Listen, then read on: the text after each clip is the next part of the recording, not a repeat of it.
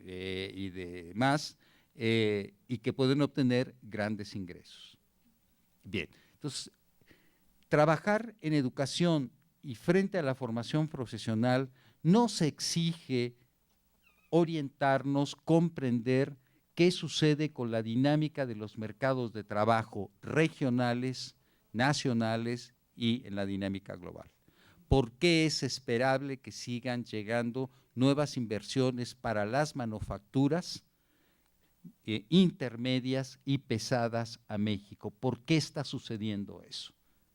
Porque eso está generando un mercado de trabajo que no teníamos con esa extensión y con esas características, y por qué se están requiriendo más ingenieros.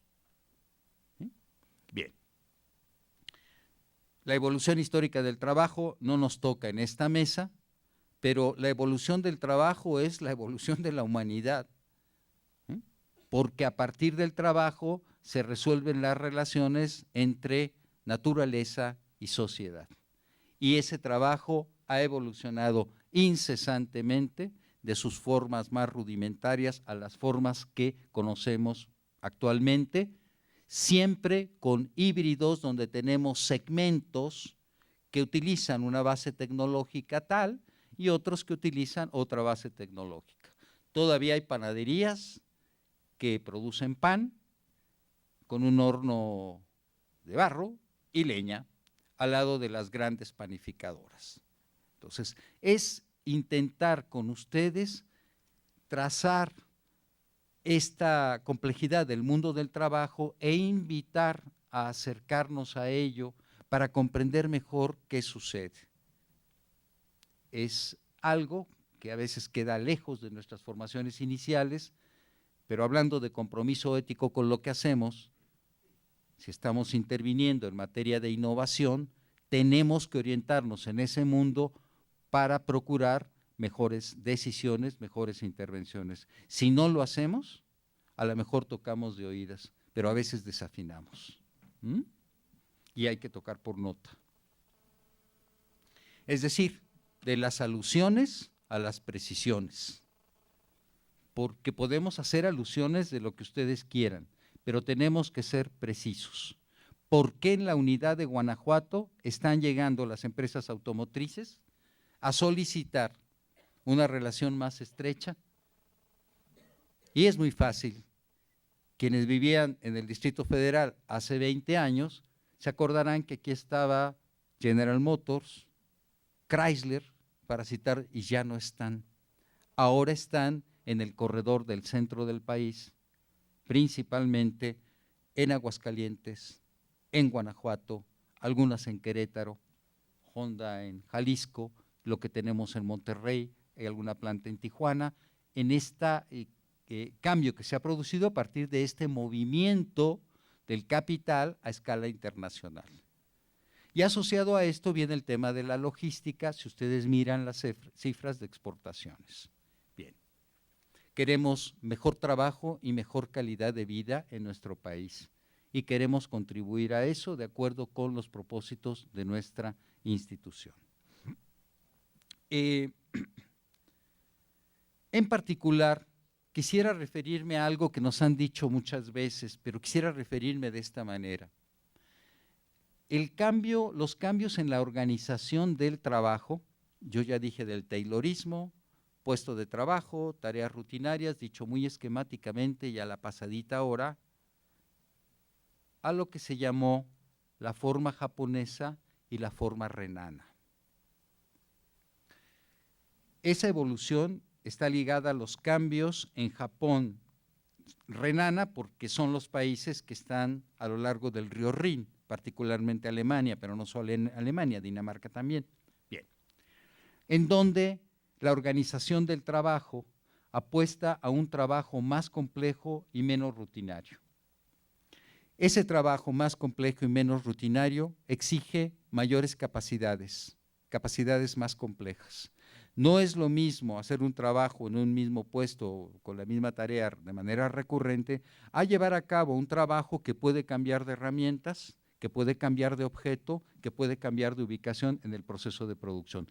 Eso desarrolla mayores capacidades de discernimiento, de elucidación en la gente. Por eso me refería a aquella anécdota de mi colega mexicano trabajando aquí, lo que sucede en el mundo del trabajo.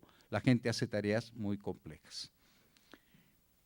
Y esa modificación está asociada a mayores capacidades de expresión y de relación social, a eso que se llaman competencias sociales, capacidades de relación y comunicación. Eso en este momento tiene un alto valor porque a partir de la experiencia japonesa y de la experiencia renana, las propias empresas de Estados Unidos se movieron hacia estas formas de organización del trabajo, ¿sí? Y eso tiene un valor, si me permiten decirlo, civilizatorio. ¿Por qué? Porque multiplica, por una parte, las formas de relación, expresión, acuerdo entre las personas. No es lo mismo hacer una tarea en solitario y sin decir palabra de manera rutinaria durante 10 horas, 8 horas, que hacer un trabajo donde la gente está en constante interacción y relación con un grupo cada vez más amplio. Y esto nos plantea cómo desarrollamos esas capacidades, porque eso va a permitir a nuestros jóvenes que se forman mejores formas de expresión, de relación, de comunicación, mayor capacidad para establecer acuerdos y demás, y eso no solo tiene valor para la empresa, también tiene valor para la vida social, porque esas capacidades se expresan en dinámicas colectivas en el condominio donde podemos vivir para resolver los problemas de ahí, los de la colonia, el barrio, los de la ciudad y los del país. Es decir, desarrollar capacidades sociales nos permite cultivar de mejor manera esta posibilidad de entendernos para caminar en procesos colectivos de mejor manera. Quiero destacar esta vertiente que muchas veces se pasa por alto. Termino. Efectivamente, empleo y desempleo son dos términos que están conceptualizados en el sistema de cuentas demográficas, así se llama. Es un sistema de cuentas que establecieron los países de la misma manera que el sistema de cuentas nacionales. ¿Se acuerdan del PIB? Bueno, el PIB es una categoría, un concepto en el sistema de cuentas nacionales. Y el término desempleo es un término, un concepto en el sistema de cuentas sociodemográficas. Por eso el dato del 5% es el desempleo abierto. ¿Sí? Y además del desempleo abierto hay que contemplar lo que se categoriza en la encuesta nacional de ocupación, por ejemplo, como sector informal. Bien.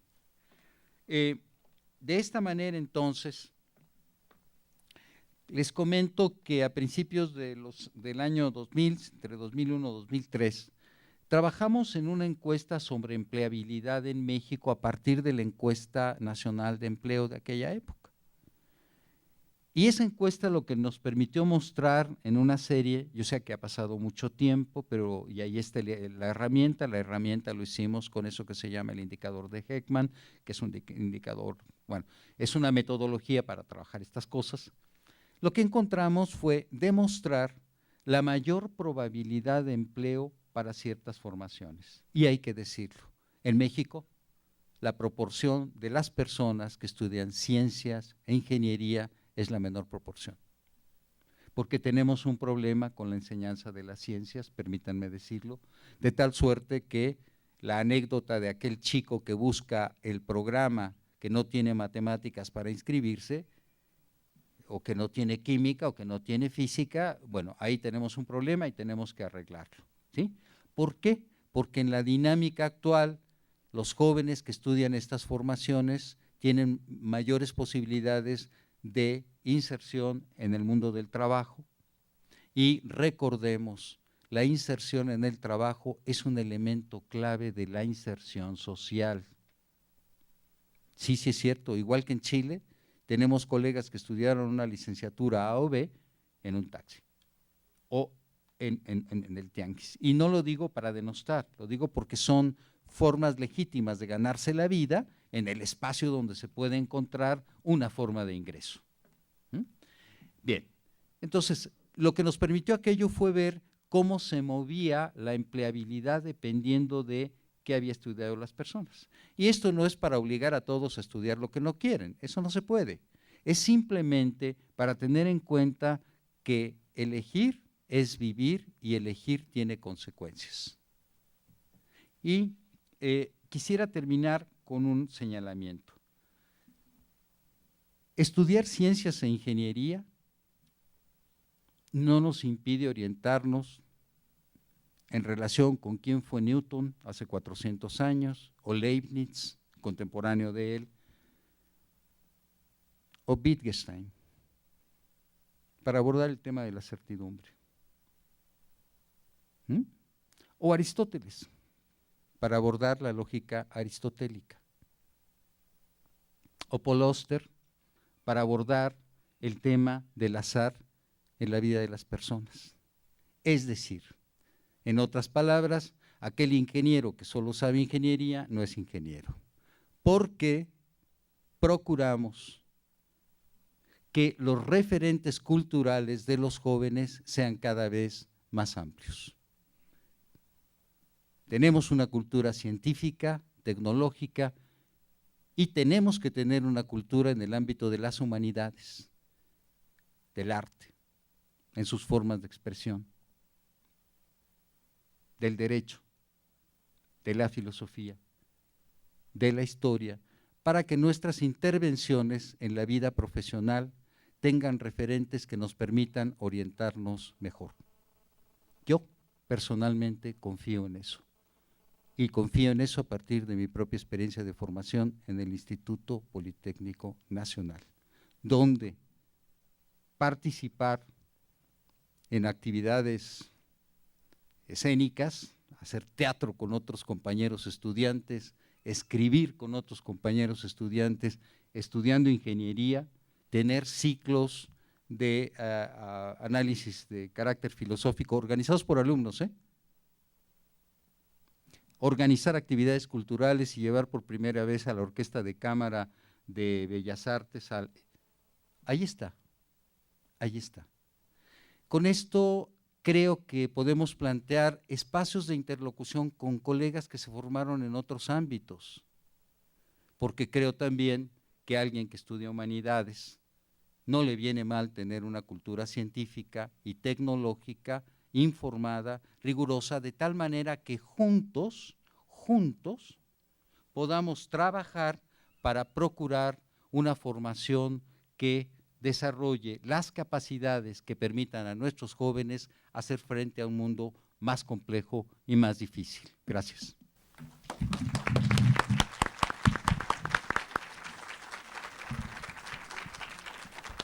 Muchísimas gracias. Estamos ahorita comenzando. Tenemos un espacio también adecuado para que podamos empezar a abordar cada una de ellas.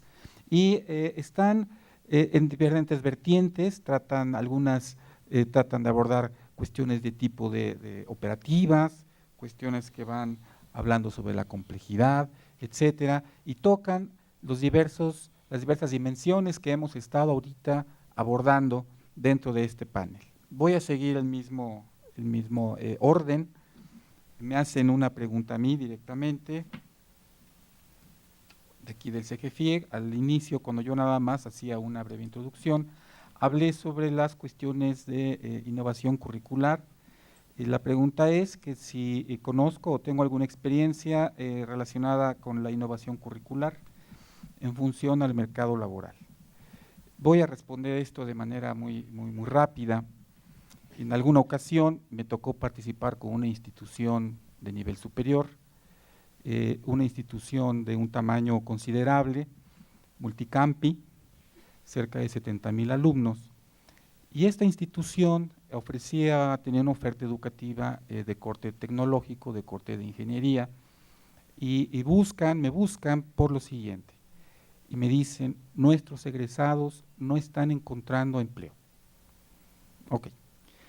Eso planteaba una problemática que además querían una respuesta que tenía que ser muy rápida Estas respuestas generalmente no nos permiten acercarnos al problema de una manera real y abordamos esta situación de diversas maneras. Había un problema curricular, pero había un problema de visión institucional. Dentro del mercado de trabajo se reconoce que hay instituciones que tienen cierto perfil para poder acceder a nichos ocupacionales específicos. Había fijada una visión, una intención educativa, cierto tipo de propósitos, y se vislumbraban trabajando o que sus egresados trabajaran en cierto tipo de empleos. No se estaba consiguiendo. La vocación institucional, formativa, no estaba teniendo el impacto que ellos estaban esperando, porque como muy bien lo comentó Gustavo, también había una intención política asociada a la formación de los jóvenes, donde se intentaba que sus egresados se colocaran en puestos de decisión, porque eso beneficiaba también a ciertos grupos de interés. No hablamos de una innovación neutra, como lo dice Gustavo. Entramos a hacer un estudio, se trabajó con 23 programas de estudio para ver cuál era la posibilidad y cuál era la problemática. ¿Quiénes lo hicieron? Se tuvo que trabajar con expertos que tenían cierto tipo de características para que pudieran dar una opinión que fuera legítima, que fuera verdadera y que fuera próxima a lo que estábamos nosotros trabajando. Obviamente trabajamos con el sector empresarial, pero teníamos el perfil de los evaluadores de esta auditoría curricular, que es como nosotros denominamos al proyecto, en estos 23 programas académicos. Eran personas que en primer lugar tenían que ser profesores frente a grupo, tenían que tener un posgrado y tenían que estar ejerciendo su profesión. Son difíciles a veces los perfiles, pero los hay, y tuvimos mucho gusto en encontrar que hay suficientes perfiles que pueden proveernos de una información valiosa donde está articulada la parte académica.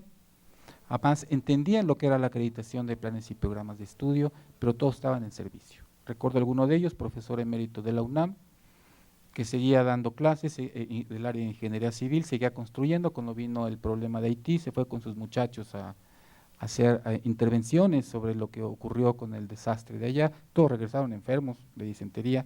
Sin embargo, estaba este acercamiento con los jóvenes y con el campo de trabajo. ¿Qué fue lo que se encontró en esta auditoría curricular? Cómo la institución no quería fallar y quería proporcionarles a los estudiantes todo el herramental para que pudieran tener el acceso al mejor trabajo. Lo que encontramos fue que veían o que la currícula abarcaba prácticamente todo, y todo es todo. Las cargas de contenidos eran inhumanamente comprensibles. El propósito estaba extraviado.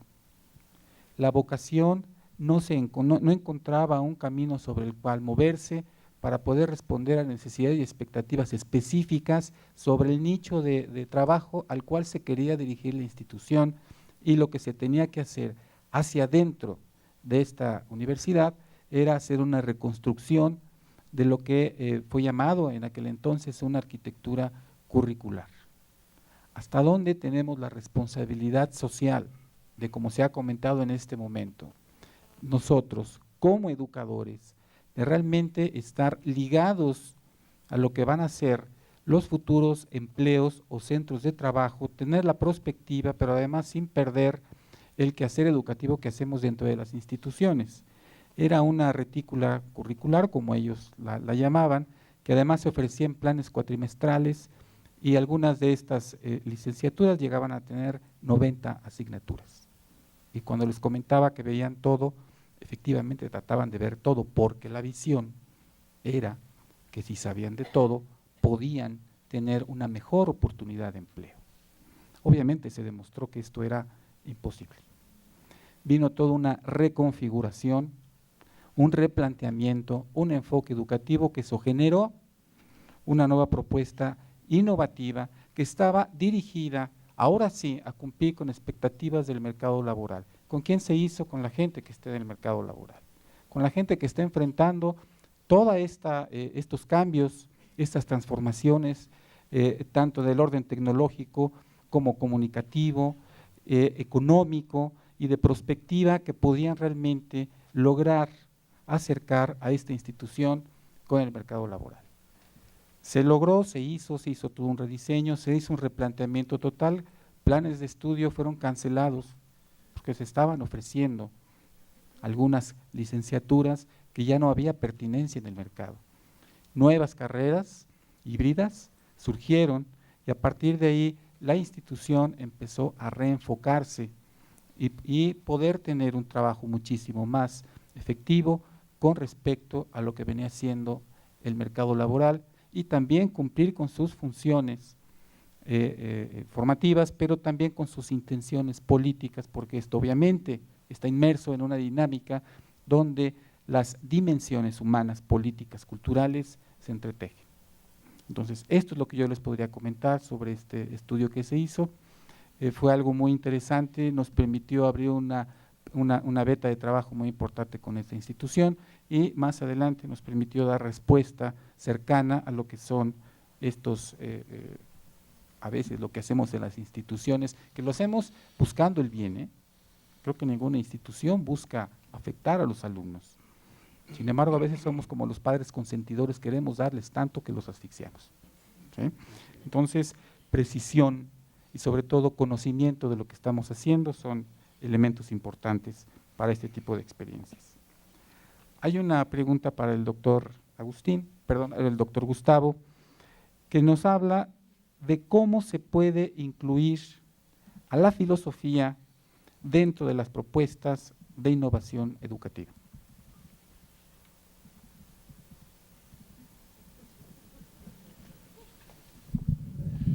Yo pensé que tenía puros amigos acá. La filosofía es un término también polisémico.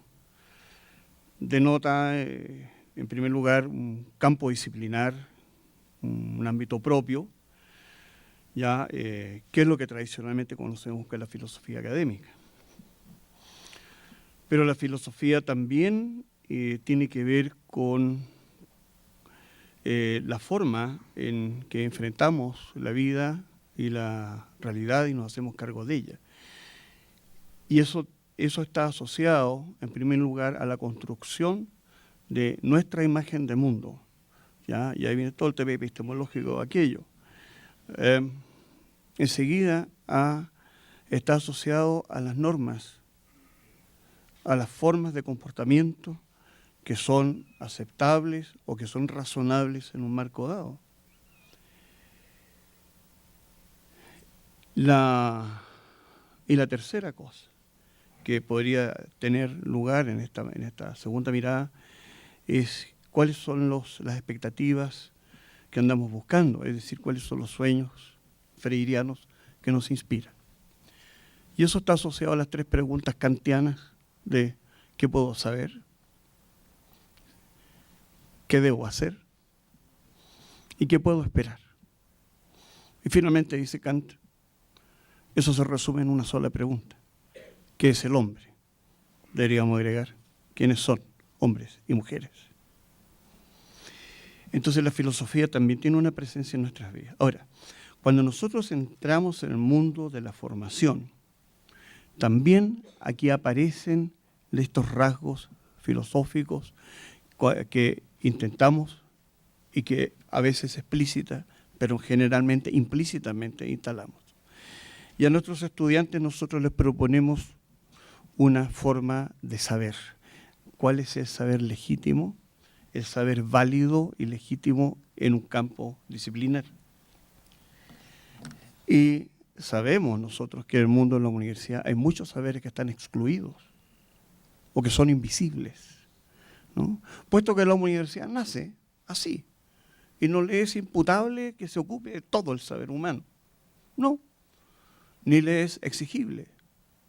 Pero ciertamente en el mundo universitario hay saberes excluidos. Incluso en las propias disciplinas que nosotros enseñamos, cualesquiera sean ellas, nosotros focalizamos algunos tópicos, algunos temas, algunas orientaciones y dejamos otras fuera.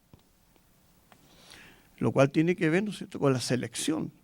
Y eso está asociado a qué podemos saber y cuáles son los saberes válidos y legítimos en un contexto de formación. En consecuencia, los contextos formativos, según se trate de una formación, por ejemplo, orientada a las profesiones, o una formación orientada disciplinarmente solo al desarrollo de la disciplina, sin impacto directo en la formación profesional, vamos a tener miradas diferentes.